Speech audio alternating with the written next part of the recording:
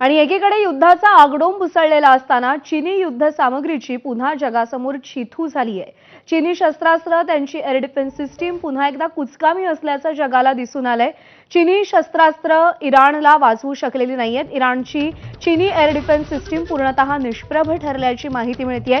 Pakistan, Venezuela पाठोपाठ इराणमध्ये सुद्धा चीनी शस्त्रास्त्र ही निरुपयोगी ठरलेली आहेत। ऑपरेशन सिंदूरमध्ये पाकिस्तानने तैनात केलेल्या चीनी एअर डिफेन्स सिस्टीमची हवा भारताने काढलेली होती, तर आता इराणमध्येही अमेरिका आणि इस्रायल चीनी शस्त्रास्त्रांचा फुगा फोडलाय।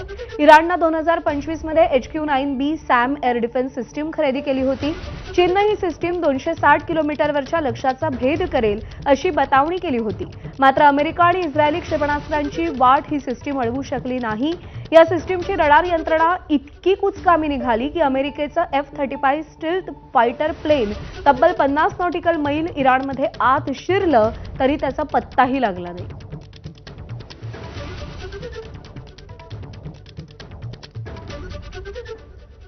इराणनं चीनकडून HQ-9B एअर डिफेन्स सिस्टम खरेदी केली होती, परंतु या एअर डिफेन्स सिस्टम मध्ये डेटा इंटिग्रेशन, त्याचबरोबर डेटा लिंकिंग आणि सिस्टम इंटिग्रेशनशी संबंधित अत्याधुनिक पद्धती उपलब्ध नसल्यामुळे F-35 स्टेल्थ एअरक्राफ्टला पकडण्यामध्ये, डिटेक्ट करण्यामध्ये ही एअर डिफेन्स सिस्टम सपशेल अपयशी ठरली। ऑपरेशन सिंदूरमध्ये कशा प्रकारे चीनी बनावटीची एअरक्राफ्ट आणि त्याहून महत्त्वाचं PL-15E ही क्षेपणास्त्र आणि सर्वात महत्त्वाचं HQ-9 ही एअर डिफेन्स सिस्टम सपशेल फ्लॉप ठरली, हे सगळ्या जगाने त्या ठिकाणी पाहिलं होतं। म्हणजे कॉपी पेस्ट पद्धत ही चीनला बरोबर त्या ठिकाणी जमली नाही आणि त्याचमुळे सब स्टँडर्ड म्हणजे कमी क्वालिटीच्या या एअर डिफेन्स सिस्टम त्या ठिकाणी तयार झालेल्या आहे।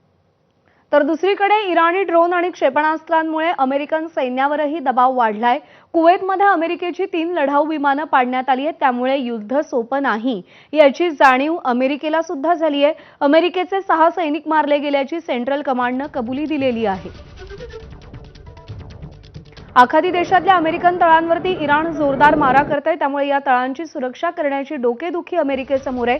गेल्या 3 दिवसात अमेरिकेनं 6 सैनिक गमावलेत याची कबुली अमेरिकन सेंट्रल कमांडनं दिली आहे। कुवेतमध्ये एका एअरबेसवर इराणी ड्रोन हल्ल्यात 6 सैनिक मारले गेले। त्याशिवाय कुवेतनं फ्रेंडली फायरिंग करत अमेरिकेची 3 विमानं पाडली। अमेरिकेला या युद्धामध्ये हा मोठा धक्का मानला जातोय।